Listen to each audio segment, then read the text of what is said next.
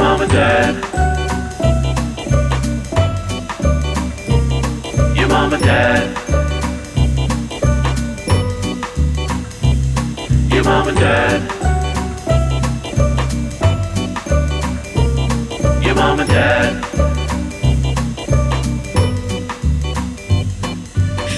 Well, welcome home, family. It's your mom and dad. Welcome. Welcome, everyone. Well, I'm starting off. I'm just going to come right out and say it. Say it. I am on edge today, family. Not only, but of course, after watching the final reunion and everything that we were exposed to during that final reunion. On top of that, I am on edge because I am now convinced that after our last episode, Tom Sandoval has put a hex on us because you came for his fashion, his music. I did, and we know that's his biggest trigger. That's his biggest trigger. You came for the fashion in his music, and I believe he now has put a hex on us because for the past 48 hours, I do not know what's going on, but everything in our house is breaking and falling apart. Like genuinely, everything's breaking. Everything's breaking. It's like washing machine, my car, all of a sudden I get into it, all the lights are flashing, we have a problem in the past 48 hours. And on top of that, I get a message from my mom and my mom's like, oh my God, I don't know what's going on. But for the past like 48 hours, like day and a half, this broke in my house. This broke in my house. She had a huge tree. There was no wind. A huge tree in front of her house just fall down. Like, what is going on? No, it was like a huge branch off this like big piece of the tree. Just went. She sent the video to us. No wind, nothing. No wind, nothing. And the scary part about that is that my mom had never watched Vanderpump Rules. And because she knew we've been recapping about it, she's like, just in the past few days, has been starting to watch season 10 and calling me and being like, oh my God, this Tom Sandoval guy. And we've been talking about it, okay? So this has been what's happening. And then last night, the pinnacle happened that scared the living daylights out of me. The pinnacle. It's 2 a.m. By the way, I checked my phone like right after we woke up from it. 2 a.m, like on the dot, 2 a.m. We have a shelving unit like in our bedroom. We have 2 floating shelves. 2 floating shelves across from our bed. In the middle of the night, bang! We both wake up. They completely came crashing down. Just everything shattered from the shelves, the plants, everything. And when Evan checked the shelves, it wasn't like the bolts had like broken. We can't figure out how it fell. It was so it was obvious. It was so loud. First of all, I mean, we it was all 2 woke up. We were solid freaking out. Pieces of wood falling from 5-6 feet, like bam, right. Everything crashes pottery, to the ground. everything. Pottery. Yeah. Oh, no. So then I like get up and I'm like cleaning up everything. And then I'm looking though at the wall and I'm looking at the pieces of wood. And generally if they were to fall like that, like it maybe pulls the screws out of everything's perfectly secured. Everything's perfect. Like still no on evidence. No of evidence force. of any force. Like no evidence of why they would fall off at all. There's not even like, it's like, it gets pulled from the wall or it gets pulled from the unit. Both were like untouched. What? Untouched. And by the way... And both fell off. And both are 2 shelving units. Neither of us or even Ember have been pushing on it. It's too high for Ember to get to. So she couldn't have been like pushing on it. I haven't touched it in, ages. I should have been touching it more and cleaning it. There's probably covered in dust. Maybe that's the weight of the dust. The weight of the dust. But it was so creepy. And like I said, then I looked at my phone and it was 2 a.m. on the dot. Yeah. On the dot. It's interesting because remember when we were, so obviously that's definitely a part of the haunting. I'm pretty convinced, like other things, maybe, right? This could be argued. The hex, is it real? Is it not? This is 100% real because there was nothing causing it. We didn't put a new plant on there. Nothing caused it to fall at all. And the fact that it fell in the middle of it wasn't like Ember had been playing on, like nothing about it had been touched. Absolutely nothing. If anything, it's gotten lighter because the plant was kind of slowly dying. Right? So like less water. God, we so terrible. You know what I'm saying? The plant's dead.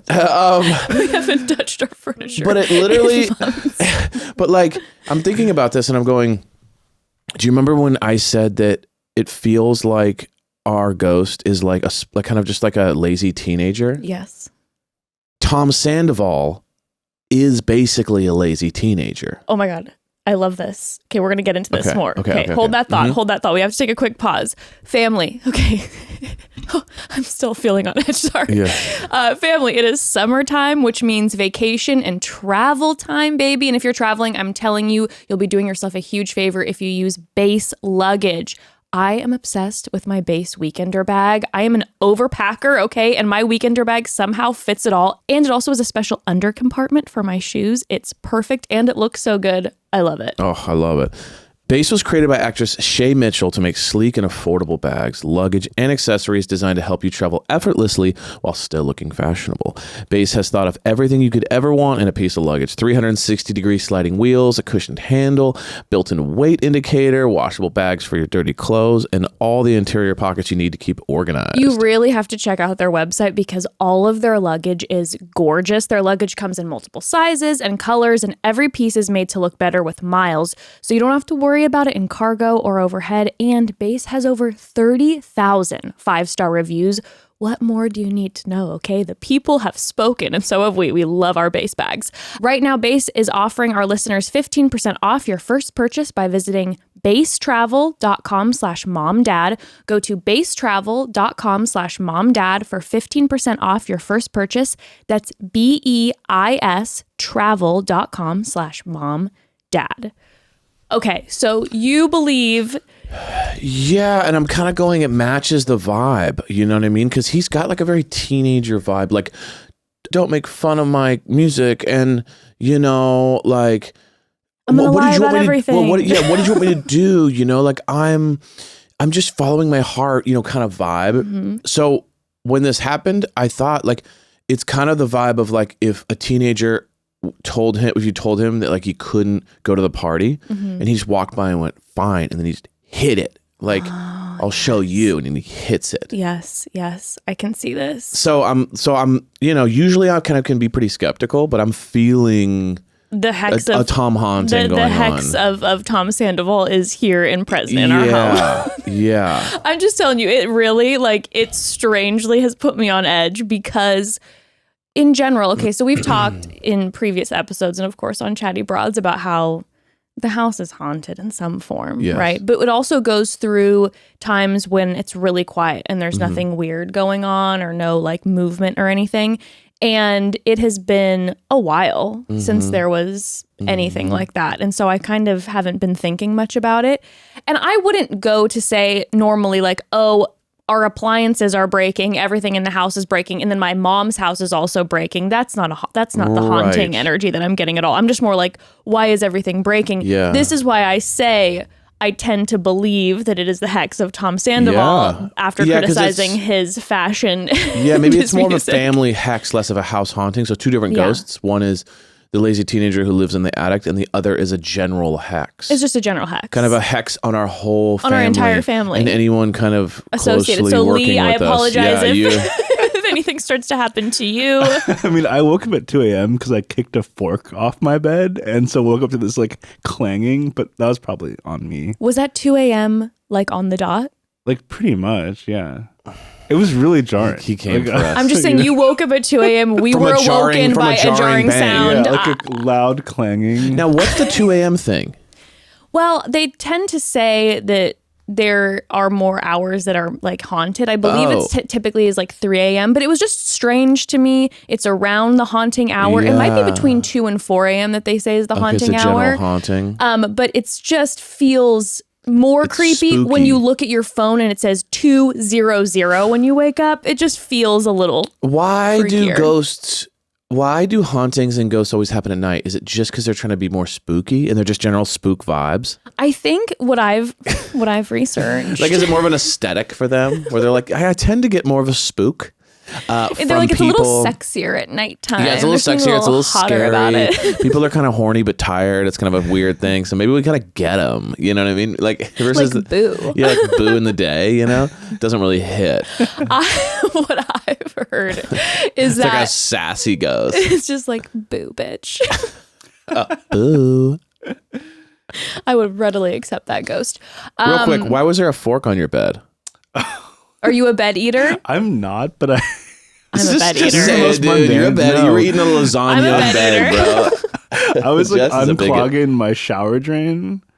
I used a fork to open up because I got the long hair. Yeah, you got the locks, the gorgeous right. locks. And I just yeah. left it on my bed and I just forgot about it.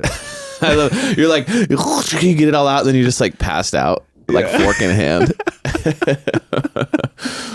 And then that's kind of fun though when you do like dirty stuff with a fork, because like you're cleaning something out or like a toothbrush, it's almost like, and then you clean it and you put it back, and then you're like, someone's gonna be eating off that fork. It's like That's why I left it on my bed. Like I'm not putting it back you're in like, the. remember I can't put to this wash back in the this drawer. fork. You know. No, I'm a big bed eater. We all know this. Yeah, you're a big bed That fork eater. would have been because of the lasagna in my bed. And don't come for me. Yes, I will eat lasagna in bed because nothing is more comforting than eating comfort food in my most comfortable place. And if I could eat the lasagna in my bath while I'm warming my bones, See, that's the next I level. would, but I sweat a little too much, so I don't like so much of the heat sweating with my food. Also, I'm not a huge fan of nudity in eating. Yeah, I understand. I think that's aggressive. Bed, I'm cool with eating in bed. Hot sauce food with like dripping cheese. I'm on edge. Eating while nude. That's a tough one for me. because- Unless it's like ceviche by the pool, but like a hot bath and hot food, and then you're like eating it and like try not to get. I dripped some hot red sauce in the marinara. water. Like, you know what I'm saying? That's the next level. I couldn't. Well, we all know how you feel about the food play on The Bachelor, for instance. So it makes sense. Vomitous. It lines up with Yes. your vibe. But no, what I was saying about the haunting hours is I believe what I have heard is that it's not necessarily, check me on this, ghost experts, but I think it's not necessarily that they are haunting more at nighttime. It's more that we notice it more because during the day, you're running around, you've got music on, you're not paying attention. Why are you laughing at me? I just had this thought of a ghost that's been trying to scare someone all day, but they're just too distracted with work and shit. So he's like, and the guy's just like, so anyway, yeah. I was like, God damn it. And he's like, over here, Jeff. Just, Jeff, look. And he's going, moving something. And Jeff's just like, anyway, yeah, he keeps walking past. And it's like, and then over time, this ghost becomes like super insecure because he can't scare anybody. Have I lost it? Yeah, and he's just like, God, I can't figure it out. I can't figure out what to do. And he's going to ghost meetings about it. And like other ghosts are like, well, what's kind of your general take? And he's like, yeah, Jeff can't be fucking. I do everything. I'm spilling water. I'm moving plates. He's not paying attention and to he's like, me. he never sees it. And then they're like, it's like early ghost days, and they're all like in the day, and they're like, gosh, we got to do something. People are not They're being not scared. paying attention. And then one ghost raises his hand. He's just like, I kind of tend to stay up late and hang out, and like I noticed that like I have a lot more success in the nighttime. I'm like, interesting. We start trying it out. But I just love the idea of this ghost that's like, because everyone's so afraid of ghosts, but the idea of a ghost like trying to scare you and like can't really be successful because it's daytime, and it's just like then they're getting in their head about it. Well, the ghosts have to be like so devoed about all of our social media intake now, right? Because we'll always have like a YouTube video on in the background. We always have, social media rocking. We're always being entertained. It's probably the reason that there were more hauntings talked about a while ago is because there weren't as many distractions. Now we're distracted 24/7, so we're just not noticing it as much. Yeah, back in the day, it was just this. You were just sitting in your house like with a candle. And you would just sit there like this. And all of a sudden, when you see the flame start flickering, you're like... Yeah, like you only have one book in your house because like someone wrote it with their hand. And then like after you've read it 300 times, you're like, well, we just ate dinner and now we're just doing this. So you're going to notice when there's some ghostly and you're just activity. sitting around, and then all a ghost has to do is go like this. And you're like, oh God. Yeah. But if you're in the middle of the day and you're doing something and you hear this, you're just like, I don't know what that is. Exactly. On to the next, This is my point. Anyway, have you seen this new episode of Vanderpump Rules? Like, it's like, Vanderpump. So finally, they had to bring out the big guns, and they just like, honestly, we were just too distracted with Vanderpump. They were just like, enough is enough. These two just won't stop talking about and the these ghost people is in this 24/7 room too, and he's been watching our podcast and noticed we haven't been talking about him lately, so he's in his head about that too. True. That's probably what it is. That's probably what it is. Yeah. end of the day, probably it's just maybe some sort of astrological thing why everything's breaking in our house, or maybe because we just haven't been replacing things and maybe we need to work on that. Yeah. But that shelving situation, That it doesn't make any was sense. I'm freaked out by it. insane. In fact, I was so freaked out by it, it made so little sense that I immediately Googled to see if there was an earthquake that we had slept through. I was Oh, like, true. That's a good thought. were we shaking and we didn't even realize? I didn't There even wasn't. think about that. There wasn't. It was nothing. Nothing. So It's Ghosty's kind of back. like, it makes you go like, man, I wish we had cameras in every room I know. to like watch that stuff. I don't like But I don't like though. that. I like that I don't like either. that Because I idea. could hack them. Yeah, I don't like it. Okay. Anywho, what a joyous What a joyous time. what a joyous time, what a joyous note to start But off I do, on. yeah, but I think that's a good TV show idea. An insecure ghost, I like that. right? Yeah. That'd be like a Yeah. great series of Yeah, like they've had the friendly ghost. Why not pull an the insecure ghost? but like the ghost that's just like really struggling and like can't get his ghost, things together. yeah. And he just, no matter what he does, he's just always the ghost mess, like fuck up. You know And what the I person mean? that he's haunting is just like this really like it's like just a person who's like a total workaholic and is always so busy and just Hyper can't pay distracted. attention. Yeah. And he's just constantly in his CEO. head. Yeah. That kills me. Okay, any show developers out there, let us know. We'd love to work with you. Let's get this script rolling. Anywho, so that's the current update. I'm now 50-50 on whether it's the ghosty in our house or whether it is the hex of Tom Sandoval. And Lee, I apologize if things start to happen to you, and I'd like to formally apologize to my mother and the things that we've said that now are apparently leading to her having mishaps Oh my around her home. gosh. So anywho. Well, I do want to say something that Ember did this morning that made me laugh really hard, just because I have to say this because it made me die. And I told you about this Yeah. morning, but dude, so this morning she gets up early and calls, and then she's like, "Is it time to get up yet?" And I'm like, "No, you got like 15-20 minutes." And she's like, "Okay, cool." So then I go out and go to the restroom. I'm on a call, actually with your mom this morning. She was calling about something. Some of the things that were breaking in our house. Honestly, about the things that are breaking our house.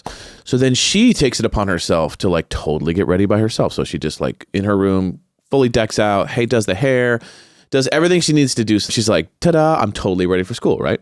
Amazing. Love that. So so I'm getting ready to take her to school, and it's like she's just hasn't put her shoes on. She's kind of lagging with that. She's just kind of like, all right, Ember, get the shoes going. Okay, 5 minutes later, I look, she still has to put the shoes. I'm like, Ember, put the shoes on. Just like that kind of little kid stuff. So I remind her the third time. I say, Ember, like, put your shoes on. She goes, oh, I'm sorry. I had no idea that I fully got ready by myself. Like, dude, she's 7. And she looked at me and goes, oh, I'm sorry. Last time I checked, I got fully ready all by myself and you didn't have to do a thing. And I looked, it was just like, I have never been like, she played me. Like she straight up. She told you what you needed to hear, honest to God. She straight up just like served me. Like when she started with the, oh, I'm sorry.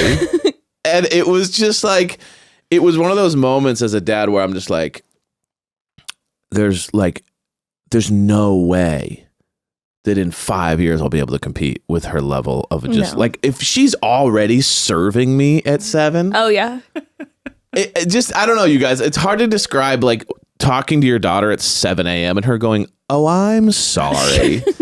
I had no idea I did all the work this morning and you're giving me lip right now. Like it was just like insane, dude. She's way sharper than we are. I mean, when she's 15, she's going to be wiping the floor with me. Like she's going to be 4 steps ahead every single time. Anyway, that's my little Ember story this morning. Ember anecdote. Mm-hmm.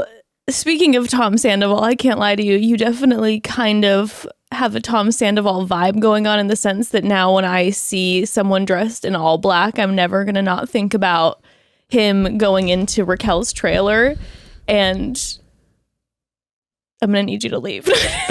Gosh, dude, I saw It's devastating. I love the black shades, a full black look head to toe. Like I love the black pea coat and the full the black pants shirt, big black shades. And now now that's like one of my go-to vibes. And now all I'm going to think about when I see you like that or me like that is I'm just going to picture Tom Sandoval coming into the trailer and just with his hair. Man. Hey man, just with the trailer Are we or with all the on the cigarette. same page with our lies? Yeah.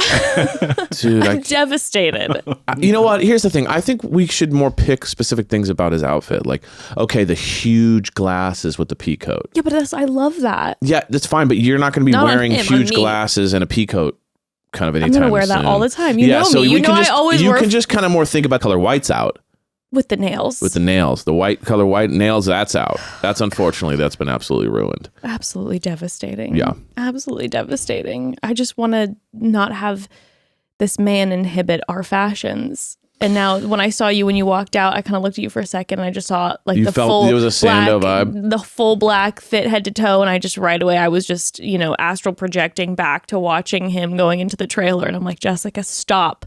Do not let him ruin your life. But I think that's only because he just knocked our shelves down. I think that's why you're That a might little be bit what that it way. is. That might You know be what I mean? it. You're a little triggered. It's okay though. It was loud. It was terrifying. But Yeah, yes. it was so scary. It just felt like our whole house was coming down. When you're half asleep and you hear that, it's just like Yeah, all the dogs are barking. We're Freaking out. screaming. Anywho, so before we get into this recap and Yes, some let's do holy it. smokes, quick announcement. Yeah. So next week, I know normally we drop our episodes on Wednesday. Next week, as a lot of you probably saw, there's one more lingering Vanderpump episode. Of course, they tease us with it that says Vanderpump Secrets Revealed. And I'm Yeah. like, okay, well, is there going to be any juice in that? I don't know. So we're going to watch that episode on Wednesday and report back on a podcast if there's anything important, any important nuggets. And we'll also have other conversations and other things we talk about in the podcast episode. But point is, our episode next week is not going to be coming out on Wednesday. It will be coming out Friday. So just one episode next week on Friday instead of Wednesday, covering Vanderpump and some more stuff. Also, too, next week is Ember's first week out of school, post-graduating first grade. So we're going to have some family time for a Yes, couple I'm so days. excited. You don't have to work for the first time in a hot minute. So Yes. we're going to have some family time and also then planning and having my my sweet Nana's memorial service that week. So taking a couple days. Yeah. But we will be back on Friday. Yeah, so we're there just- will be an episode. Just pushing it 2 days. Just not Wednesday, Friday. And then the following week, we will be having 2 episodes. And part of that will be discussing cast bios for charity We're season. back in. I'm so We're excited. coming back, and I'm It's just so like going thrilled. home. We went on a kind of a journey. We traveled around the world, did some other things. Now we're going back Now home. we're going back home, and I saw that there are less men this season Oh, interesting. than there typically are. So I'm kind of excited about that because I feel like the past few seasons there have been so many guys Yeah. that trying to keep track, you just don't get to know people as well. Yeah. Which also I do think does diminish drama. Maybe they're getting rid of some of the filler. I think a little bit. I think there are not as many people so that we're actually getting to know some of the individuals. Yeah. Maybe actually getting to know someone who could be our future bachelor too, Yeah, right? true. Like actually getting to know, because again, I think the past few seasons we're kind of like, well, we don't really know this person when Yeah. the show wraps. And that feels kind of sad because you want to get to know them. Yeah. But I think it's going to be good for the drama too. Because the past few seasons when there's drama, it's like 2 people fighting and you're like, but I don't really know either of these people. Yeah. And so the drama doesn't So they're feel... going to create investment in each person I so think that so. you can actually feel I think so. the love or rage. I think so. Okay, I'm and excited. I feel good about it. So that will be not next week, but the following week. And then the week after that, Bachelorette starts. Bachelorette So starts. can't wait to get so into excited. it. Okay, so let's talk. Let's talk about this reunion. Before we do, let's take a quick Okay, pause. let's go. Take a quick pause. Family, so Father's Day is right around the corner. So I have to tell you all about what I got for Evan for Father's Day last year because he was drooling over this. And I'm so thrilled that they're now a sponsor of the podcast.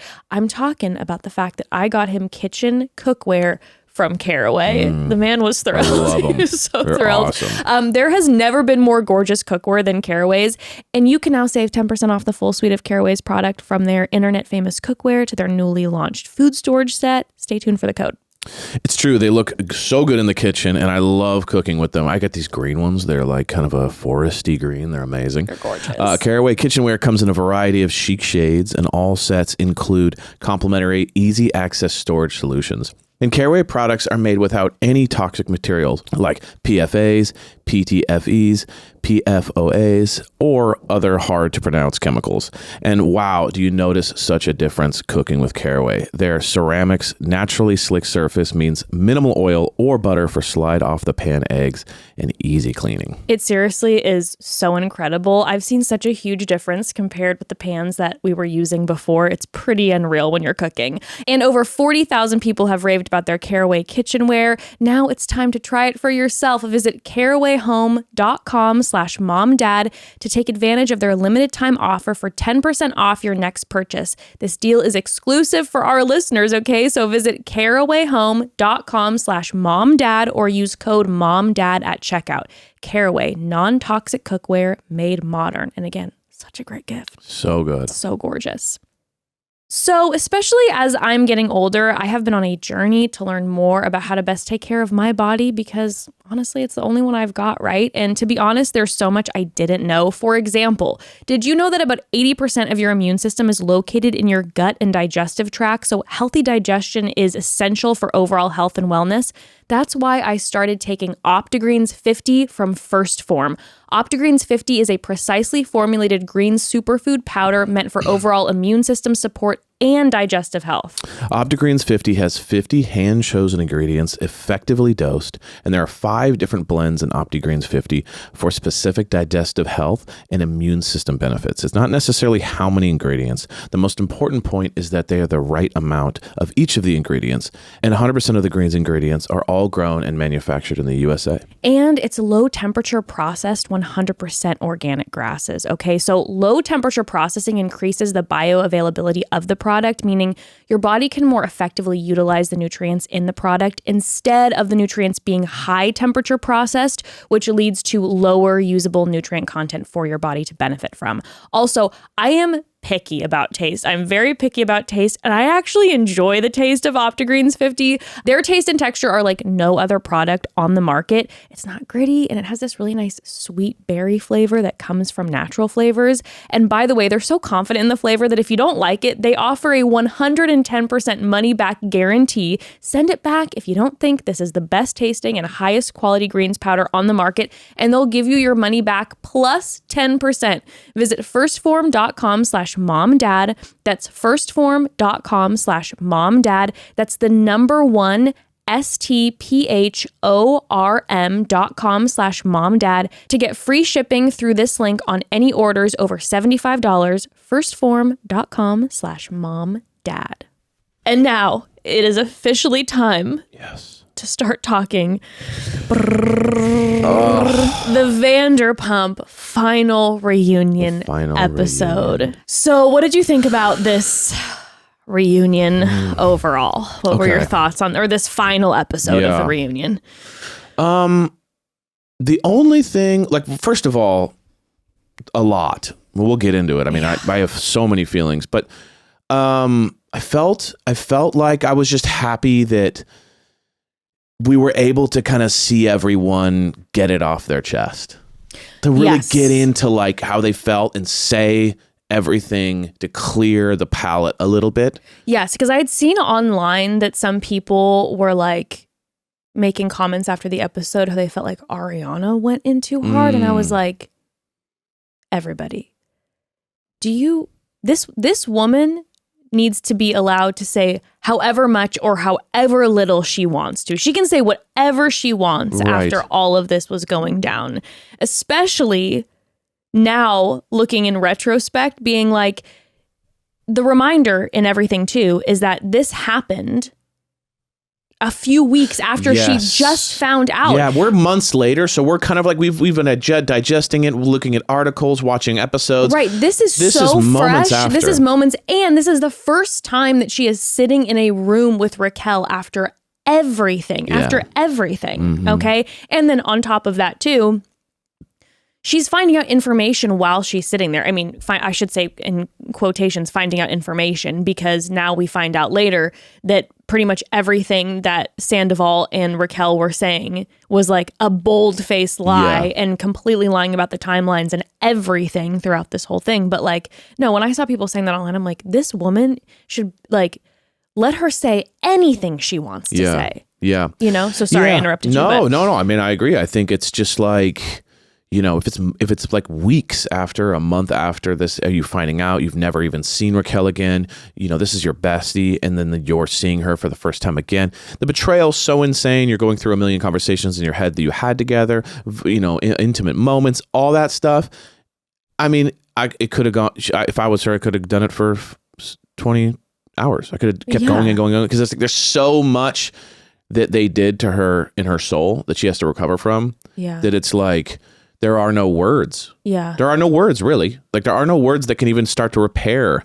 I know. Over to just time and whatever. So I give her a full pass to say whatever she wants to her. And by the way, you had mentioned to me when we were watching it, you were like, the idea of being in Ariana's shoes now and thinking about all the intimate conversations that she had probably had with Raquel, which some of which we saw on television, but even in the privacy of their relationship, that now looking back, Ariana's thinking, oh my God, I think the phrase you said is, I'm almost like feeding the beast. Like I'm giving Raquel more ammo to know more information as this relationship is getting destroyed behind my back. It's like she's being a double agent. You're straight up going, hey, all right, I'm giving you all the information to use against me, having no idea that's going on. Yeah.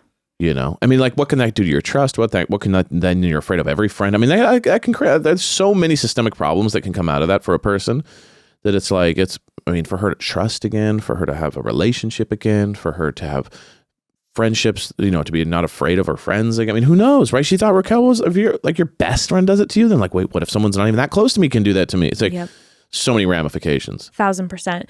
And okay, so the bombshell at the end of all of this, right, is, so the bombshell wasn't as explosive as I thought, in the sense that it wasn't like, oh, here's this crazy new information, because again, now we're so many months out that a lot of information had been floating around that it wasn't just a one-time situation, and when they had been hooking up more, Sandoval and Raquel and all of that.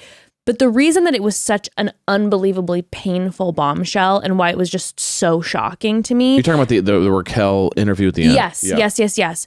Was that we then watched the reunion where Sandoval and Raquel had been exposed, and then you so blatantly see that they put together a timeline, crafted a timeline to create a story to try to diminish what was going on, even though, again, it's just still, regardless, it's absolutely horrendous. But we don't want to, you know, and Tom doesn't want to hurt Ariana. It's like, don't you realize that, like, it's like you cut the limb off with a machete. The hurt, like you being then afraid to scratch the other arm, it's like, it's over. It doesn't even matter at this point. But that's because it wasn't about, of course it wasn't about that's not what I'm saying. hurting Ariana. He's like, I don't want to deal with more, you know, public they drama. just don't want to make themselves look so bad, right? And that was the thing too, when Raquel was having that interview that then we saw that said 6 days after filming, that when the specific piece got brought up about them hooking up the night that they went in the jacuzzi and that she spent the night, that was a big one, that she literally said that Sandoval didn't want to get out because of the look of it. And she literally said, it's a bad look. It's a bad look. It's a bad look to be hooking up in someone's house, especially when the partner is gone at their grandmother's funeral. Like, and so, but the phrase, it's a bad look, that's obviously the only reason that that the timeline was so important to them, and let's cover it up. It wasn't like, oh, it's going to hurt her too bad. It's like, please. They're just concerned about it being a bad look.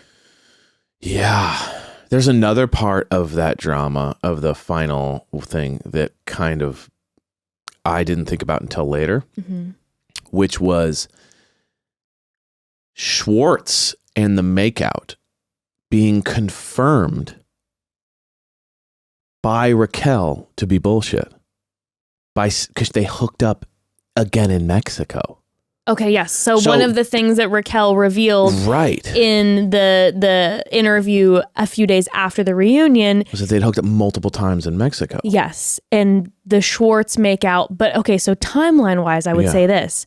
I'm thinking what happened is that her and Sandoval had hooked up the one time and then didn't for, I don't know, a couple weeks, maybe, or like 2 weeks. And then they went to Mexico. Yes. And then she made out with Schwartz, and then they started hooking up right after she made out with Schwartz. So, like literally right as in that night. Like that night. So that's kind of where I'm going, okay, it's confirmed now. And by the way, I think that they were hooking up in between. I mean, I'm sure. Who at this point, I mean? you're like everything could be multiplied by 10 because they keep lying about everything. Let's say they didn't. Let's say Mexico was the second time. Okay. But for her, like, I do truly think that, like, at that point, it was like you should make out with Schwartz, because you guys kind of had a flirty thing. You should make out with Schwartz, because then it'll kind of get him off our tail. I think that's a clean way to do it. And then, like, best case scenario, that was the move. And then they got caught up again in Mexico and hooked up. But now the question is, like, it's, in my opinion, it's 100% confirmed that Tom and Raquel were like, let's make out with Tom Schwartz in order to get everyone off our tail. Or another thought is they hooked up the once and then they were like, we shouldn't do that again. Right. And then Raquel, watching Tom and Ariana together in Mexico, was getting all sorts of jealous and was like, I'm making out with Schwartz to get Sandoval jealous, and then he got all jealous and drunk, and then they started hooking up again. Correct. Okay. I mean that's another option too. But what one thing we do know is that she wasn't, like, thinking about pursuing Schwartz. I mean, like I think that's the thing that we feel like is confirmed. So whether she was trying to get Tom back, whether they were trying to get them off the tail. Yeah. Either way, Schwartz is definitely. So now the question is this. Will we ever find out if Schwartz knew the whole time and was kind of like, I'll be a good friend and make out with you to get them off your tail? Or if he was just kind of like, you know, a victim of their plan. That's the thing that's, like, really interesting, because it does shift the vibe if, like, they're all in it together as opposed to... Sure. I mean, at some point, though, he wasn't a victim of their plan anymore, because then he started knowing, and they're going to Big Bear together, and they're doing all these things together. I'm just saying for that first little moment. You know what I mean? It'll be interesting to know, like, how much he kind of helped them versus, like, in the initial place, was it like he just going, oh, maybe this girl likes to make out with me? You know what I mean? And was it that innocent in the beginning?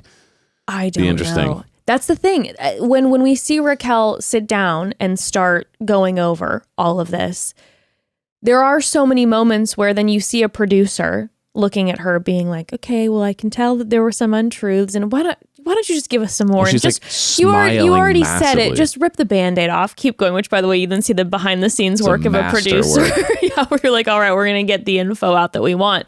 But, you know, throughout that whole conversation, she started off by saying, hey, I want to come clean. I'm tired of being of lying and being deceitful. And so I'm going to be honest about that. And immediately after she said that, she continued to lie initially. Yeah. And then the producer coaxed it out of her. Right? Bad liar too. I mean, bad you could liar. Just tell, it was so obvious. She was pressed. But it was one of those things where, because of that, because she's saying, I don't want to lie and be deceitful anymore, and it's eating me alive, I want to come forward and be honest. But then throughout that conversation, she started off most of those with a lie, and then the producer caught her in that lie. Yeah. To me, that's just another level of showing that there probably is so much more that we'll never know that was on top of that, because those are only the things that the producer asked her. There were plenty of other specifics that the producer wasn't asking. Do you know what I'm saying? Yeah. So it's like, who even knows at this point? It doesn't matter. How much more is a lie? Yeah, it's insane. It's insane. unreal. Now, what I think, by the way, is if we go back and remember, there were certain, I believe it was like the executive producer of Vanderpump and a few of the other people who are part of like the Vanderpump dynasty, who were saying that the reason that they hadn't started filming again yet for season 11 was because after this Bombshell comes out, you'll hear that I think people needed some time to recuperate after this before. And so people, are theorizing like what could delay this, that people are like, they need time, they need time. I have two thoughts. Number one, maybe it's purely because, as you could see, there was so much pain and so much hurt when they were filming this that it's like, okay, people need to like take a deep breath and, get back to a point where maybe more people can film together or something like that. Maybe they want the idea of them being around these two potentially, like maybe get people to that point. I don't know. So there's that option. But at the same time, from the standpoint of production, I would go, these people don't care about giving these people a breather. They just want to throw them right in while they're raw, right? That's why we filmed the reunion, quickly and didn't pause, whatever. My thought, my conspiracy is that the reason that they have not started filming yet, and I believe they're starting to film very soon now, is that I think they wanted them to have to watch this end portion of Raquel and find out that they were all blatantly lied to by Sandoval and Raquel during the reunion, so that when they start filming again now shortly, that they're coming off of being like, you guys completely lied to us. So that energy is carrying on to season 11. That's what I think. Versus like, if it wouldn't have been just that, it would have been like, okay, we do the reunion and everyone is like obviously so hot and it's so brand new and everyone's having their moments to like go off on Raquel and Sandoval, right? That like that heat is there, that energy is there. And then they think, okay, if we start filming, then right after that, they got some of it off their chest. That'll still maybe carry on a little bit, but it might diminish. Versus if we hold on to this nugget, and then these people realize that they were blatantly lied to at the reunion, and then we start filming, that they'll feel like so betrayed. So when did they start filming? They haven't yet. Okay, so they haven't yet. I believe they're starting like very soon. Right, but here's my thought. My thought is this. So to the alternate viewpoint of yours is that what if, because I'm going, how can they film a season if no one's talking to each other? Like if the two main characters, Sandoval and Raquel, the main characters of the drama, won't even be talked to for 2 seconds by any of the rest of the cast, how do you have a show? I'm feeling like they've done everything they can to at least get Sandoval / Raquel, either or both, to find some sort of friendship again with some of the cast. Oh, so behind the scenes. So like maybe Ariana won't talk to them, but like maybe Sheena and someone will just at least get coffee with them and talk with them so that there's... Like you think they've been behind the scenes working on... I will say this, all the cast still is like, hell no, when you see them in podcasts. Okay, they're like, so maybe no. not then. Because I'm just going, what's the show then? Like it's just two separate storylines of just like Tom hanging out with his band buddies and then like the rest of the cast? Like, what is the show? Yeah, because you'd imagine after the last few minutes at the very end that Tom Sandoval probably is like not down anymore. That's what I'm saying.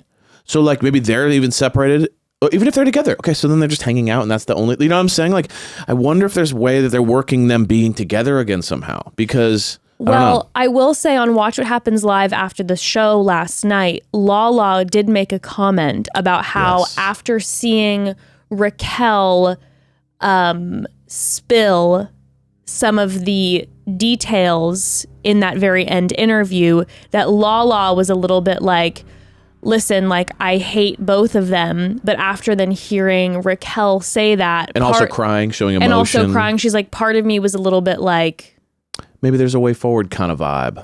That energy was a little bit there, which was, she was the one who was like, I hope you die, basically the whole episode. So now that she's showing a little bit of like, well, it's nice to see that. My radars went up on that, going, maybe there's a bit of massaging, maybe with some of the, I don't know. You know what I mean?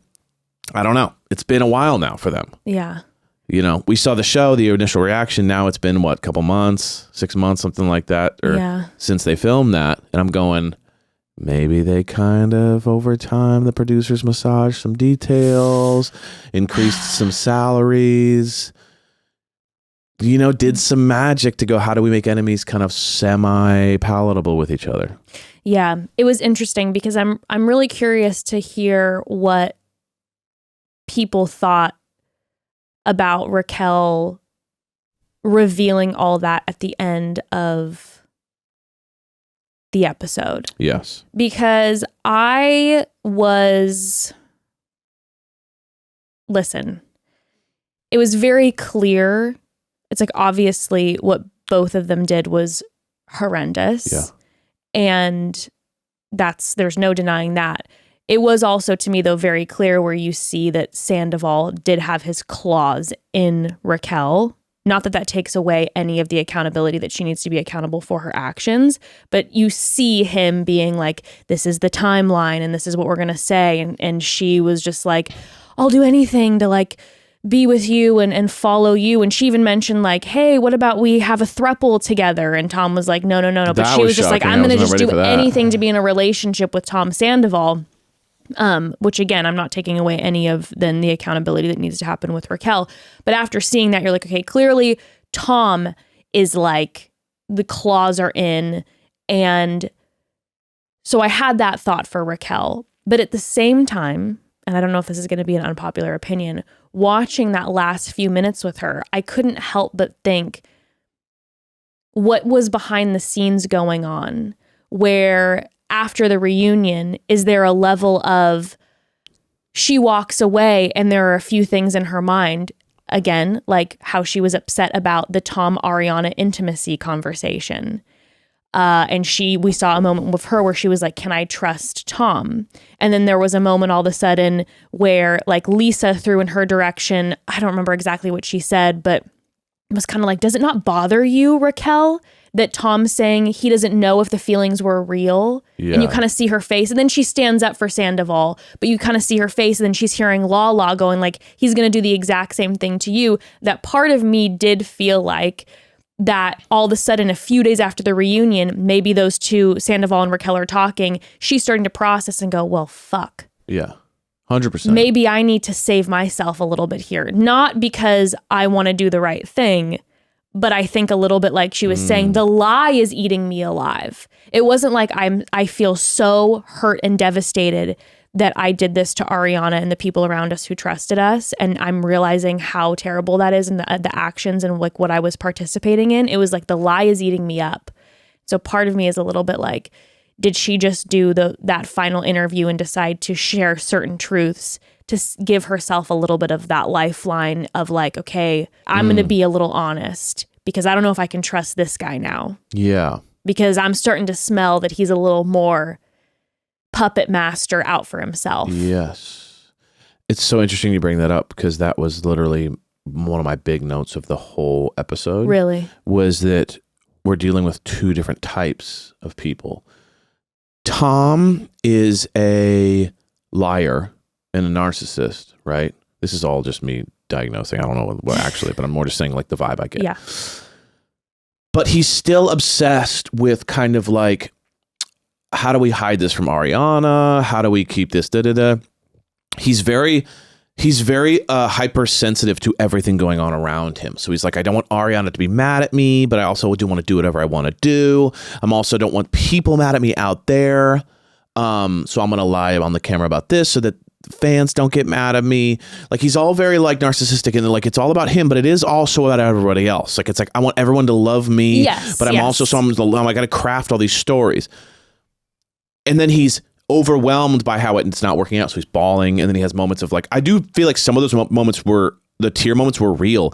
I don't think that they were because he felt bad. Yes. I think it was because he's like, it's not working, and I'm seeing my life crumble. It was a feeling of frustration, like a frustrated cry. He kept saying like, it's going bad, it's not going good. Or he did better even than said me. to Raquel, you did better than me. Yeah. So he's just going, fuck, like I thought I could handle this, and I'm not doing it, and the stress is getting to me. He's stressed. Mm-hmm. Raquel, I'm getting the vibe, which is actually, I'm not concerned what the world thinks about me that much. I'm not concerned what any of these people think about me. I'm not even concerned. I just don't like feeling certain ways. And so I want to get away from those things. So, the lying thing, it's been making me feel gross. She never once said, I can't believe I am capable of these things. I can't believe that I can do these things to someone. I can't believe I hurt my best friend to this level. I'm devastated by this. Like, in the proof is the fact that every time Ariana was talking, she showed no emotion. And she just would go, mm-hmm. And the only time she was saying the apologies. Sometimes she would say some stuff, but then I'm saying it would be like when Ariana was like, "You're this way or that way," she'd be like, "You're right, you're right." And she was like, quote unquote, saying the like verbalizing the apologies, but there was no feeling behind it. She acknowledges her actions were wrong. Yes, but she's not identifying with the hurt that it's causing. Yes. And then also every time she starts crying, it's because of I don't want to lie anymore.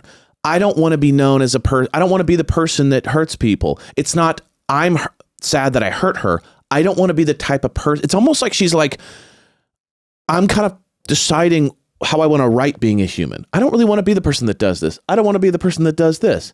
That's not the person I want to be. Even when they're looking back on the footage of her talking to Ariana about her sex life, she goes, how hard, and then he goes, and then, not Lisa, but Andy goes, what was that like for you to watch? And she doesn't go, I couldn't believe I did that to my best friend. She goes, it was really cringy. Which is like wild. You know, but she was always like, it was really cringy. It's like she wasn't identifying with it. It was after Andy and Lisa were like, it was diabolical to watch. Yeah, and then she just was going, Yeah. And Tom at least was like, you could see his eyes going everywhere and him like freaking out. She's just like dead cold, just like, yes. And that's what was shocking me. I think at the end, what I was kind of just gathering, and again, I don't know if this is like an unpopular opinion or like what the general public vibe was from this, but I just was walking away going, okay, Sandoval, all he cares about is himself and his fame and glory and the way that he appears to everyone else, and he just wants to be on top. Yes. I'm like, Raquel definitely cares about herself, but Raquel, I think, was actually in love with Sandoval in a horrendous way, but I do think she was. And I think then because of then starting to put two and two, like starting to then hear some of these things, starting to have those moments where they're like, oh, Coachella, and Tom goes, I never said that. And Raquel's having to kind of take the fall, because you could tell that it was like, Tom did say that. I feel like that was the vibe that I could get, is that it was like, oh, they were saying, because then Raquel was like, well, I didn't say it either. So they're both saying, they ended up doing that whole thing with the Coachella piece where they were both like, neither of us said that. You guys are making up stuff. So obviously that's not true. Someone said it. I'm assuming it was Tom by his reaction and all that, and the way that she kind of looked at him. I think there was this moment all of a sudden of like, oh, I'm getting thrown under the bus here. And I think she actually was in love with Tom. I agree. And I think then the response of her like coming clean is a little more like, I'm going to hurt this guy. Interesting. Like there's a little bit, and that's why I'm feeling a little bit too with the Schwartz makeout. It's like, I don't like the fact that Tom hasn't broken up with Ariana. In all of these interviews with Andy, it's very much like, well, I thought we were just going to be together. And Ariana was just going to accept that. And Tom wasn't, following through with certain things. Yeah. And then when she's sitting down with Tom, it's never like, oh my God, how is Ariana? What's the reaction? It's just like, I don't know if I can trust you. You're my only person right now. And now you might be betraying me. So I feel like interesting. There might be a But I think the big takeaway is the fact that she's never talking about Ariana or thinking about Ariana. No. And a normal person would be warring with the fact course. that she's lying to her best friend every day and ruining her life. Right. That's the weird thing to me. The interaction with Tom, wanting him, not wanting him, keeping the lie, that's all a part of... I'm more just saying it because I'm like, I don't think Tom was ever in love with Raquel. Right. I think he's just it's obsessed with himself and just wanted to get off and feel young. And she provides a lot of things that like... Yeah. And then I think Raquel actually was in love I agree. with Tom and just being like, fuck my best friend. I don't care. I'm just going to get what I want. And what I want is to be with Tom. Yeah. So it was both unbelievably selfish. I think it was just too, like, I think Tom's just like, I just want to get off and like party and have fun. And I think Raquel's like, fuck everybody else. I just want to be with Tom.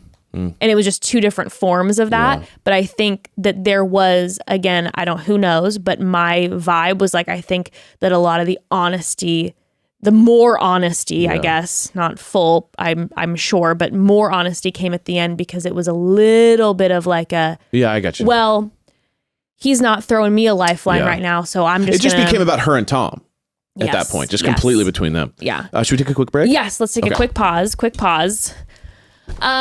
So family, we all know that Evan has been on his hydration journey lately. Yes. Okay, he's discovered that hydration isn't only for people training for championships and marathons. It's about daily maintenance, like between your back-to-back conference calls or after a beach walk or a late night out. And for the ultimate hydration, we have Liquid IV. They have saved us many times, okay, especially during the summer party times. Liquid IV is the #1 powdered hydration brand in America. You can use their hydration multiplier first thing in the morning, before a workout, when you feel run down in the afternoon, after a night out with friends, or on long flights. Or in between Zelda sessions. They make it easy to remain hydrated. With just one stick, you can hydrate 2 times faster than with water alone. Plus, get essential vitamins and 3 times the electrolytes as leading sports drinks.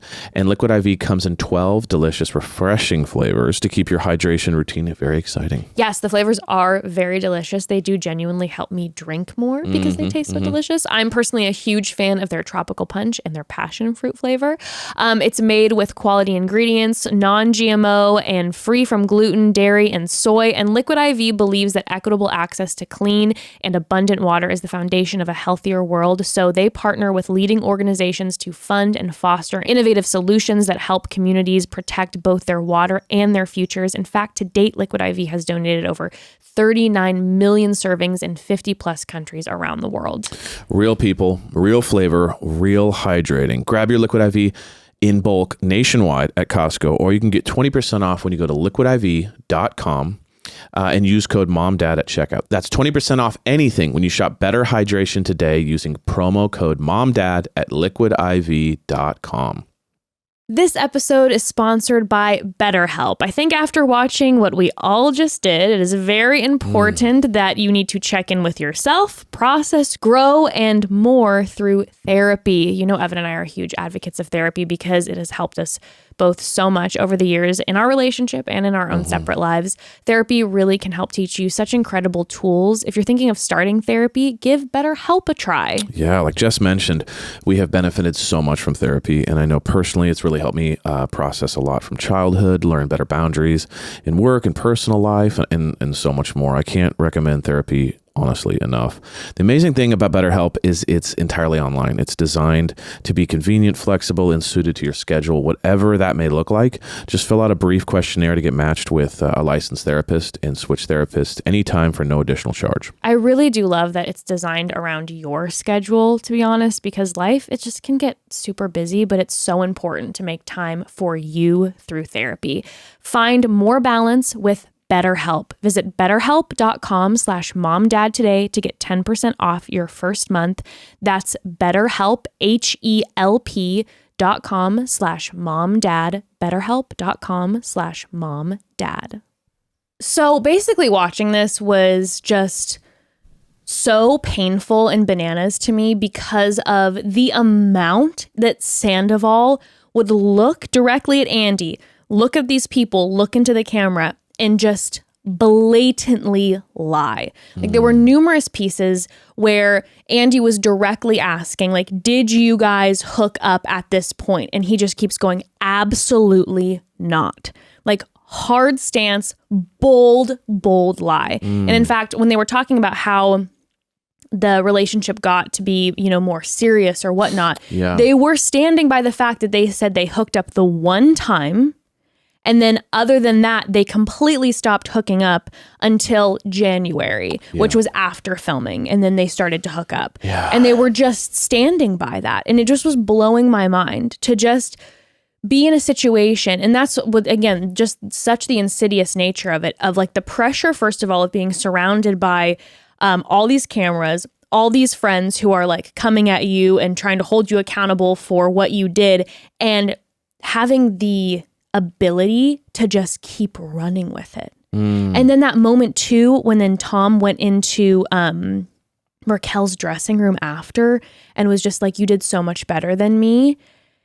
Now knowing that they had a full game plan that he had concocted and was like, this is what we're going to say. That comment is so much darker. Like, you did so much better than me. Like, you handled that performance so well. And all of a sudden you see him smiling and they're laughing like maniacally about comments that were made.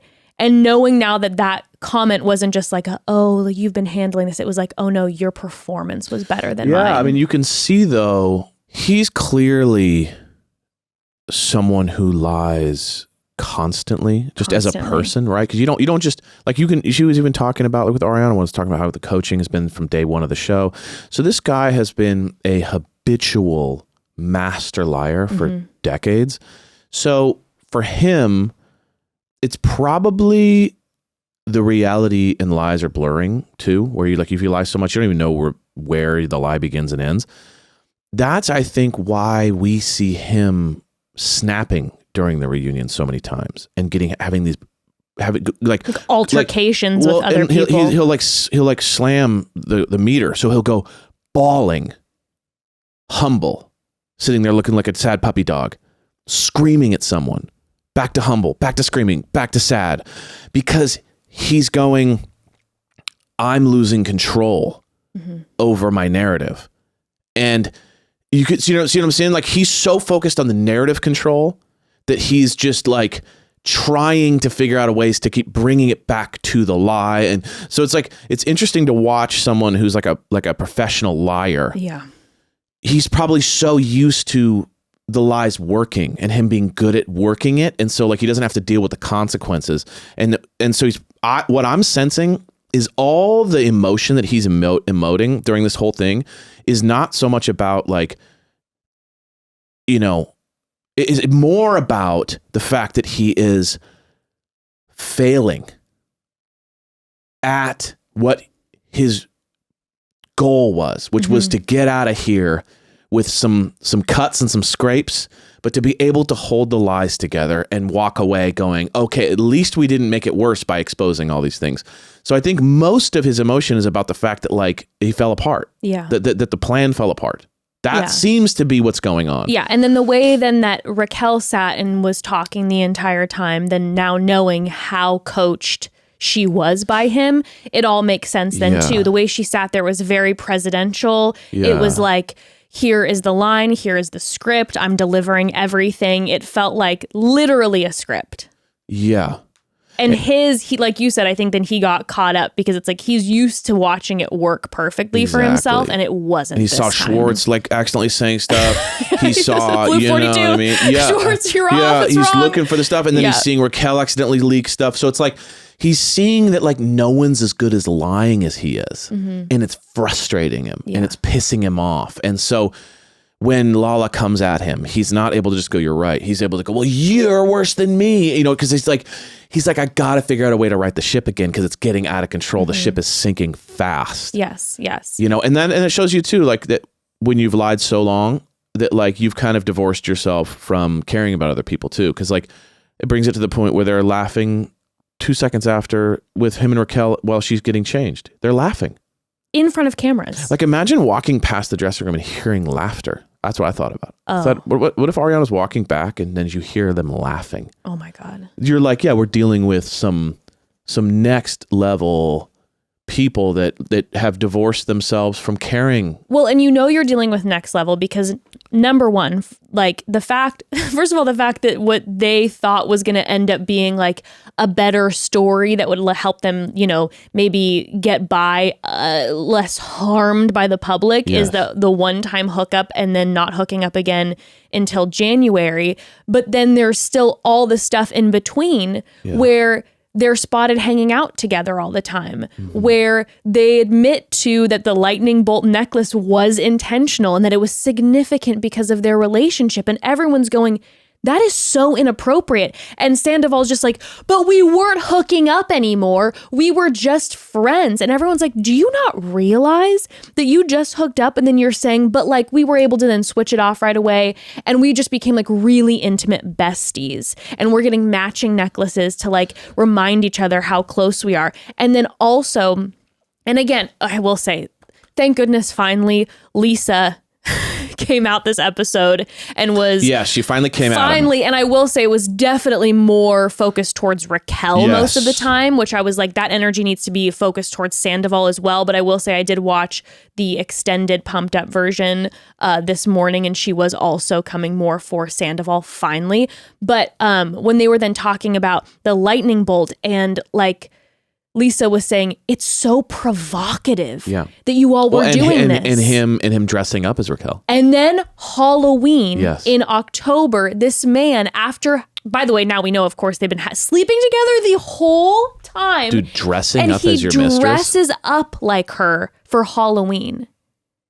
And the fact that that's just called cockiness. That's called like, I can do whatever I want. That was like, but it was the word provocative. And then also Lisa brought up the pageant. It's like Raquel, it's almost like you're competing with her. Yeah. And this idea then of Sandoval dressing up like her for Halloween, it's almost like getting off on the idea that like no one's catching us. I loved when James said, well, she didn't win this one and she never won any of the ones before. James with you're in a poop house. Poop was the constant diss the entire. Yeah, you're in a poop house, a house made of shit.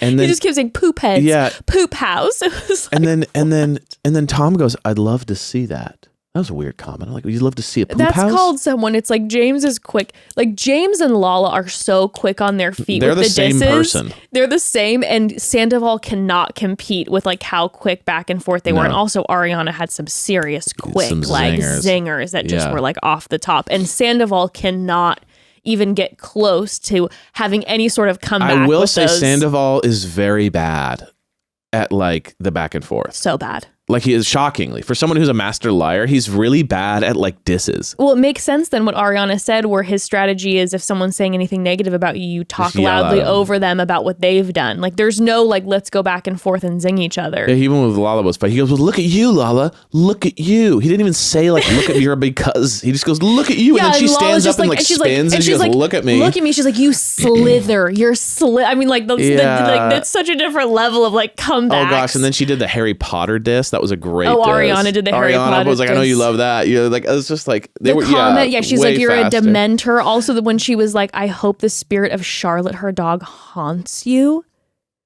I was like, there is no more powerful moment than that. The love of a precious dog. Like that comment was just the most powerful. Also, comment. So crazy when Tom was like, I'm so happy that everyone's surrounding her and supporting Ariana. I will be cheering you on from afar. And then she goes, yeah, I'm really glad everyone's helping me. I will not be cheering you on from afar. Like that was such a left hook. I was just, that moment I was standing up, that comment, and she was just so like in her power. And I was like, I will not be doing that. I also love because she's having to hear him numerous times say, I'm just so grateful for everyone standing by Ariana because like she deserves it. Yeah, she's like, stop telling me that I don't deserve what you guys did to me, and then saying that you're happy people are supporting me. Yeah, I think I do love though when people like when Ariana looked at Raquel and said, I wish nothing but the worst in your life. Because it's like, you know how everyone tries to be like, well, you know, like, I don't wish anything on my worst enemy. It's like, no, she goes, yes, I wish everything on my worst enemy. The worst thing you could think of, I wish it on her, my worst enemy.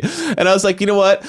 That's such an honest take. It was so honest. You know what I mean? Because everyone else is like trying to be nice, trying to be like, well, you know, I mean, like, we had a disagreement, but I hope them nothing but the best. And, she goes, no, I wish you nothing but the worst. And I was no, like, it was pure you know honesty. What? It's like, that's a real take on how you feel when someone betrays you on the worst level. It was pure honesty. The moment, by the way, when everyone's going back and forth, and then Schwartz goes, can we talk about a juxtaposition? He's like, Ariana, what was it like? He was trying to be like a therapist all of a sudden. It was like, that was the cringiest thing ever. Stop, Schwartz. But he goes, what was it like? You're in the most humiliating moment. And I love it where she puts her hand up and she goes, I was never humiliated. They are the ones. And he's like, okay, whatever word you want to use. I love that powerful moment from her, though. She's like, don't tell me that I was humiliated. Yeah, because that's kind of a diss, They're and it's the truth. They're humiliated. I wasn't humiliated. Right. And then he's like, anyway, wrong phrase. What I was saying was, what was it like when all of the rest of our worlds were crumbling, like you were being so supported? What is that like? And then everyone starts making fun of him. They're like, nice, Schwartz. I love James goes, cool story, bro. Because he was trying to be like, that's fascinating. Like, tell me more about yourself. You know what I mean? And it's like, everyone's like, shut up. I'm like, that Schwartz, killed me. It's like, Schwartz, just better be quiet. And then Ariana just came through again. Didn't even look at him and go, Schwartz, stop being ridiculous. She just was then fully honest and started crying and was like, it was what got me through everything. Yeah. To answer your question, yeah. It was the only way that I was able to get through this. I know in your head, Schwartz, you're trying to do this weird podcaster thing. Yeah, it was a podcaster. You were trying to do this podcaster thing. Exactly what it was. Also, you're in the back of your. He pulls the mic up. He goes, so you know what's crazy? You know what's insane? He has a cue. He has cards. He grabs Andy's cards. But no, then the fact too with Schwartz that it was like, in the back of his head too, he's thinking like, man, like Ariana doesn't know what it's like though to have to deal with this public backlash. And he's thinking about himself, and Ariana's like, yet the only way I could handle all the betrayal or kind of survive all the betrayal was the support of the public and the people around me. Yes, thank you for asking. My God. To me though, okay, top level. Yeah, I know where you're going. The most despicable statement I could even imagine was when the group starts making a comment. So this is kind of off of the open relationship conversation. And Tom's like, I never said that. Da, da, da, da, da. And Andy's like, do you think that Tom has been hooking up with anyone else after he started hooking up with Raquel? And the crew, by the way, is like, yeah, because what about this girl? And what about this girl? I think even women that we haven't heard of that have been coming up since. And he's like, no, guys, I don't know where you're getting your information from. I'm like, okay, side note, those women probably all it happened with. Like, who knows the woman how in many. Chicago, whoever that is. Yeah, you're like, okay, it's all these people. He's like, I don't know where you're getting your information from. Yeah. And then again, Ariana coming in with a powerful moment and is like, you know who he was sleeping with after he started sleeping with Raquel? Me. Yeah. And then Tom Sandoval says the most despicable thing I can ever imagine. And he goes, yeah. She wore her shirt the entire time. It was hot. That was so despicable.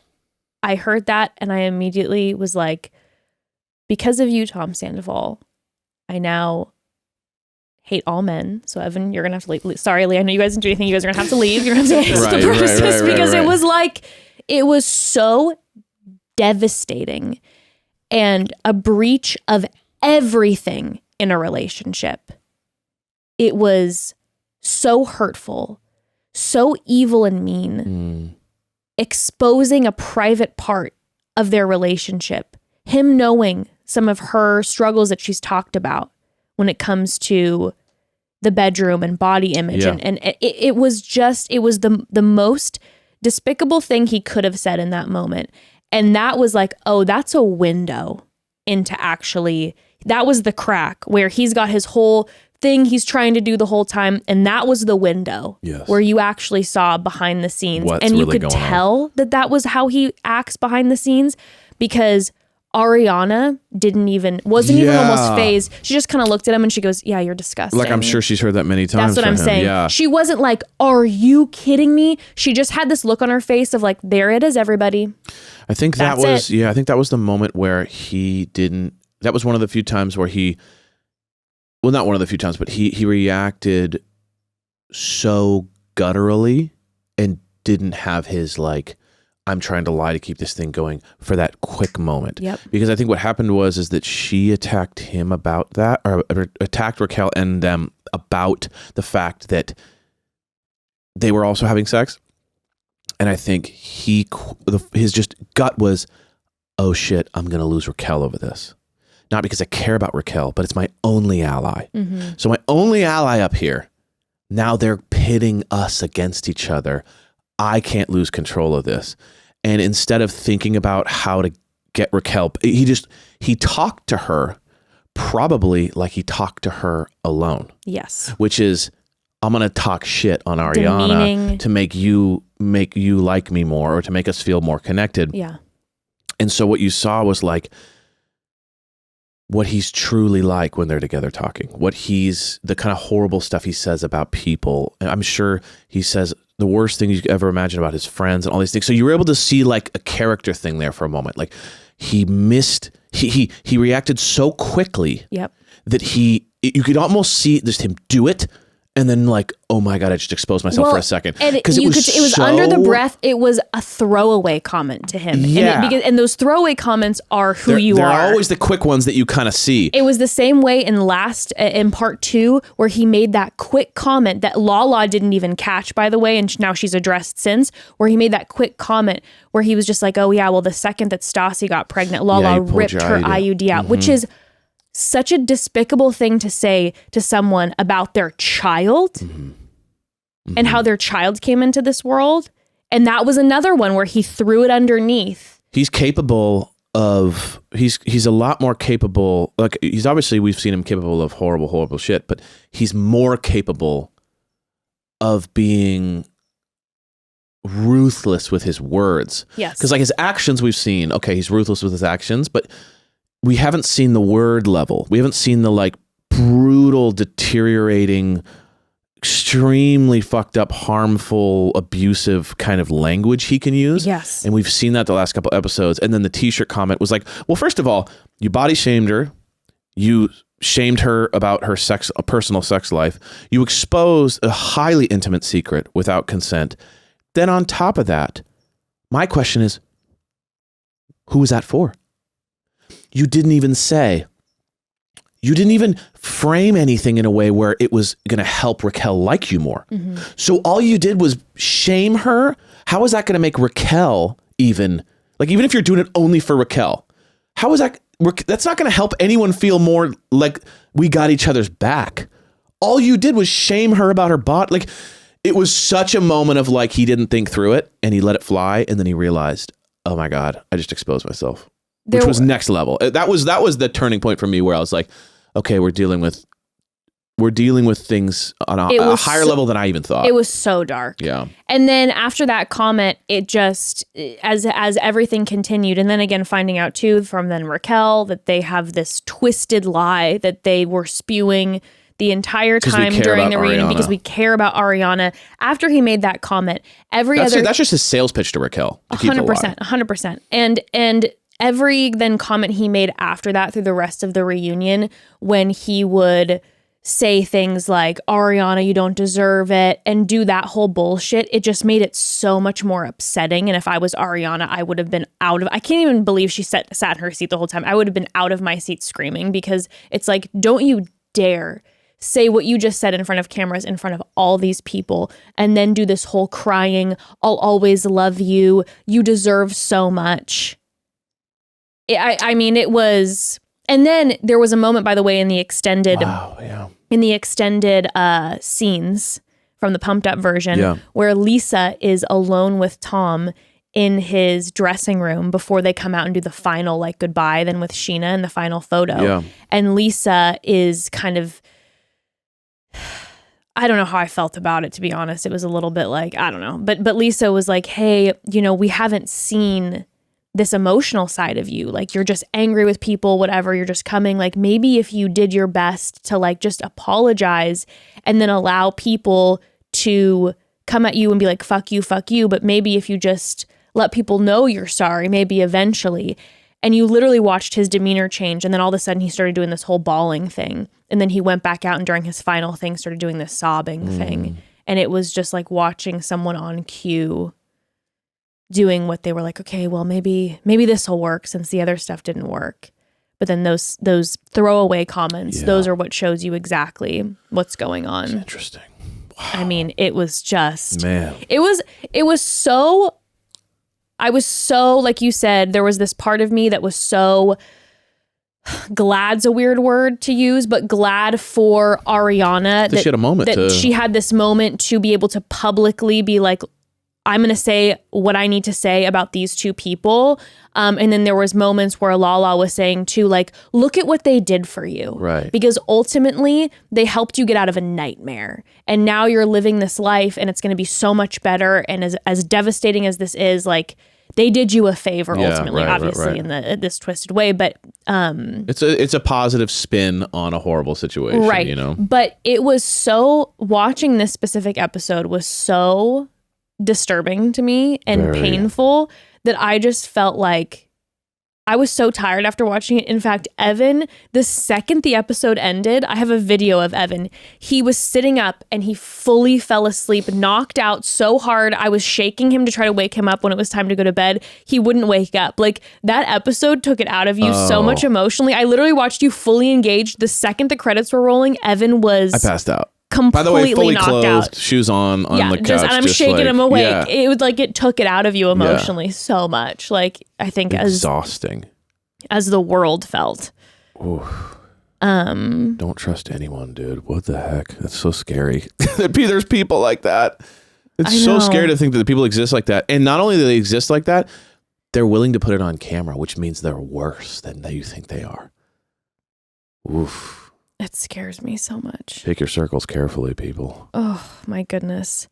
I mean, well, I'm sure there was a lot that we blazed over, but to be honest, there were the certain things that stuck out, and I'm just exhausted from watching it and from the hex of Sandoval keeping us up all night. To be honest. Yes, thank you for for a little extra 45 minutes of lack of sleep there, bro. I appreciate it. Appreciate that. You're not evil enough. Well, I mean... We did it. We did it. The reunion is done. Now, again... Part of our episode next week, we'll be covering this other thing that's coming out next week. These never before deleted scenes, maybe. Secrets Revealed is the title of it. And hopefully there's juice out here. And then I'm assuming, too, there's going to be numerous interviews that are going to be happening with the cast over the next few days. So I'll be listening to those and we'll go over all of that. But my goodness, I mean, what a season. I am grateful to at least this for allowing me to discover Vanderpump, because now I'm a huge fan of the show. I'm grateful that our discovery was and our coverage was during the most dramatic, insane part of the history of that. Yes. And cannot wait until Ariana and Katie's sandwich shop opens. Oh, we'll be We ordering. will be there. We will be there every day. Yes. We'll be like the most frequenting patron. Once it's open, we'll order and we'll eat during the episode, so you guys can hear us eating while, I love that. Yeah. I love that. But anyway, that was fun. Well, that was heavy. Heavy, but a fun arc. We had a lot of fun times. Yeah. A lot of heavy times. Yep. It's family, sometimes things are heavier, sometimes things are fun and chill, but wasn't a lot of funny stuff about this last one, but it was juicy. It was, and it was painful, but sending Ariana our love. Yes. A queen. All right. Should we cleanse the palate with a call home? Of course we should. Should we cleanse the palate? Let's do it. Remember, you can always call home. Hey, Mom and Dad. Need some advice. I recently started playing my Nintendo Switch again and discovered, heartbreakingly, that I have lost my copy of Zelda Breath of the Wild. I am needing to convince my husband, your son-in-law, that this is a vital purchase for us to make and is of the utmost importance to my mental and emotional well-being. Yes. We are trying to do better about making purchases over a certain dollar amount as a more collaborative decision process. And so any advice that you have on making the argument that this should absolutely be given the green light would be greatly appreciated. This message is directly to our son-in-law. Yes. Because it is so important that this game is purchased. Because this game isn't a game. This game is a lifestyle. Mm-hmm. It is livelihood. It is joy. It can be sorrow. Yeah. You experience struggle, journey. Literally an entirely new world. You are able to ascend from your current state of life and ascend into a land of Hyrule and many other lands that are so glorious. And it's a lot cheaper than a plane ticket. It's true. You know, do you want to travel? Well, guess what? You can travel all over the lands. Oh, I love this. It's like, you know that Hawaii vacation you've been planning? Yeah. Go to Hyrule. Go to Hyrule. You know, you're thinking Paris? Go to Gerudo. You know, I'm just saying it's so much less expensive. I love that. You know? And go to Gerudo. I can hear the guitar playing. Exactly. Do you like music? There's plenty of that there. Do you like trading? Plenty of that. You like riding a horse? Do you know how expensive it is to go on a vacation and ride horses? You can do that. Oh my God. And you know what's another thing? No danger involved. No danger involved. No danger. No. Oh, it's raining on the beach. Yeah. Shoot, we paid $1 zillion to come to this beautiful beach in the Bahamas and now it's raining. You know where? Doesn't matter. You can come back anytime you want. Oh, it's raining, no problem. Go find a fire. Sleep by the fire. Wake up. Boom. It's sunny out. Boom. You can experience multiple days in the period of 1 hour. And like your real life. Yes, you know what I'm saying? So it's almost like a time hack, to be honest. Okay. Can I give a super practical pitch? Yeah, 100%. Okay. Little side pitch. I don't know why mine's not practical, but go ahead. Well, let's say he doesn't buy this. You know, maybe he goes, well, enough of that. It's just a dumb game. Okay? Okay. So do this. Okay. 2 things. Find something that he finds annoying about you. Okay? So like say you guys have annoying, we all get annoyed by certain things about our partner. But of course. So find the thing, you tend to do this, this, and this. Tell him this game will help you not do that thing. Because it'll help your mind be at ease. Sure. So say maybe he's been like, you've been talking to me about this, this, and this, and this stresses me out. You know why? Because I'm not getting a release. Because I don't have my game. I don't have my game. Here's another thing. Yeah. Well, however much the game costs, make a sacrifice in another part of your life so that you can justify it. So say every week you get coffee every morning and it's $5 a pop. Yeah. Say, I'm not going to get coffee for a month, babe. And I'm going to use that money to buy the game. So make it, you know what I mean? These are all, you know your person. We don't know him. We don't know his triggers. That's true. So let's say he's super frugal guy.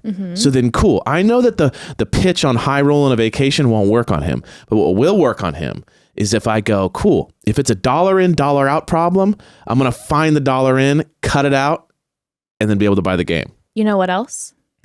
Guess what? Do you know what's really expensive? A date night. Do you know what's even more expensive? Having a date night every night. Do you know how much money you would spend on a date night every day? Going out to dinner, seeing a show, going to the movies. That's so much money. You could have a date night every night from this one purchase. Okay. Yeah. You have endless nights out from the comfort of your own home. And then if he's really on the fence still, I love that. And if he's really on the fence still, what you need to do is make it obvious that once it's in your life, so let's say you get it in your life, but he's still on the fence. Make it obvious that once it gets in your life, his life becomes better. Yeah. Right? So let's say... And it will, and he'll figure that out as soon as he starts playing it. But again, find his thing and then be like, once you get the game, increase his thing. So then he goes, wow, I don't know why, life's just easier and I'm happy or whatever. Oh, shoot. Let's say he likes to golf. You get the game, right? You're playing it a lot. You go, babe, you should go golfing this week. And he's going, wait a second. What's going on around here? I mean, you don't have to sustain it very long. No. But give him a couple of those, and then all of a sudden he'll just be like, why am I lighter on my feet? Even a better idea, right? He loves golf. Yeah. He loves golf. You then go, as soon as you get this game, you go to a driving range and pick up all the balls that have like flown out of the driving range, right? And grab them and get them, and so then they're free, right? You don't have to then pay for golf balls. Interesting. I was gonna say I don't like this, but I like. No. I'm saying you go to the driving range. They always are. They're hitting them out, right? Sure. And you always find like 10 stray balls. Yeah. You collect them. You start collecting them, and then when he wakes up one day, there's just golf balls everywhere. And you're like, I don't know where these came from. Like certain magical things that and you're like, I don't know, maybe it was, did you notice that all these weird things started to happen? Like it was once like last started Tuesday, wasn't it? Breath What of the happened on Wild. last Tuesday? I don't remember. And everything you like all of a sudden is just like, it's here, it's happening. These are just tactics. Take them. We just gave you like 15 of them. Like, so just pick your poison. If he's like a super, super clean guy, right? And then you wait until he falls asleep. Once you get the game, you clean the whole house. And then when he wakes up in the morning and walks out into the living room and is like, oh my God, how is this house so neat? You go, I don't know. Did you not clean it last night? He's like, no, did you? Wait, what? And you go, magic. And you go, Introducing I didn't magic. clean it. And you're like, like, I don't know. Maybe it's Link. I don't know. Just start, oh, you're using subliminal magic phrases. Maybe it's Link. You're insane. I don't know. Maybe it's Link. Maybe like in his drawer where his toothpaste normally goes, you put it like a giant seed, and he opens it, and you're like, "Is that a Karoke seed?" Like you just start. Just subliminal we love messaging. You guys. I'm sorry for those last couple. It's starting to get a little out of control, but I love the idea of him waking up to a clean house. But I think if you start saying maybe it's Link, you're kind of ruining the magic. I know. I'm saying that's a bold faced lie. Don't be like Sandoval right now. That is a bold faced lie. This is subliminal messaging. Okay, that's all I'm saying. Yeah, one last one. Okay. Play Zelda music quietly at the house while good things subliminally. He's connecting things he loves with Zelda. Or you just have it on your phone, and whenever something good happens, play it really quickly, like a little chime, a little symbol, and it's full Pavlov. It's like when you're training a dog and you have like the clicker every time he does something good, and you click it, and you're like, yay! So train him. Yeah. For the good of all. For the good of all. Hope that helps. Sorry. For the good of Hyrule. Sorry for those who never played Zelda and are like, what the fuck did these people just say? Z-Heads Unite. We love you. Z-Heads Unite. We love you all so much. Remember, next week, episode comes out Friday, not Wednesday. Thank you all for your patience. And we love you all so much. We love you guys. We'll see you there. Bye.